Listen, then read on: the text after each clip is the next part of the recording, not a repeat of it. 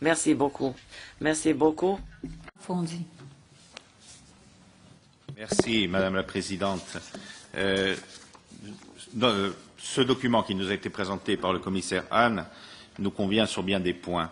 Les priorités qu'il définit, notamment l'efficacité énergétique, les énergies renouvelables, la politique urbaine.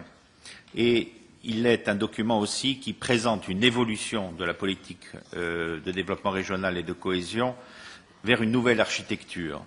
Car ce qui est intéressant pour nous, c'est que cette future politique de cohésion soit davantage tournée vers une régulation territoriale et non plus simplement un mécanisme de rattrapage de retard très ancien.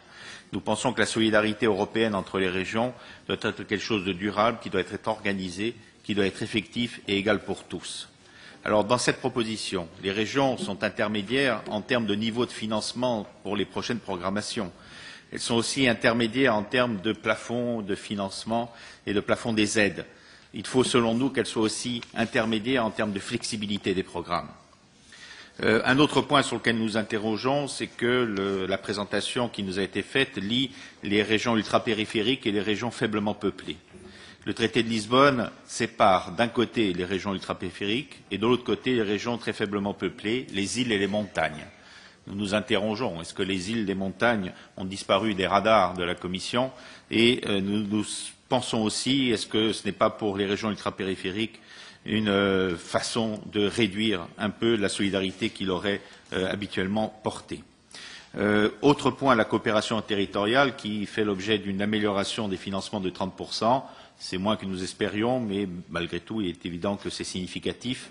Nous pensons que la coopération territoriale doit aussi évoluer par une volonté politique plus forte et nous sommes partisans d'introduire les stratégies macro-régionales dans sa définition.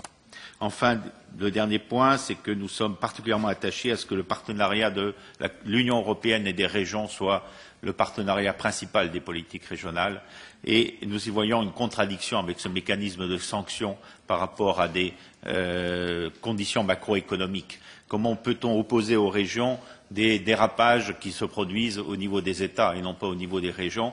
Il y a quelque chose là qui est très contradictoire, mais j'espère qu'on pourra revenir sur cette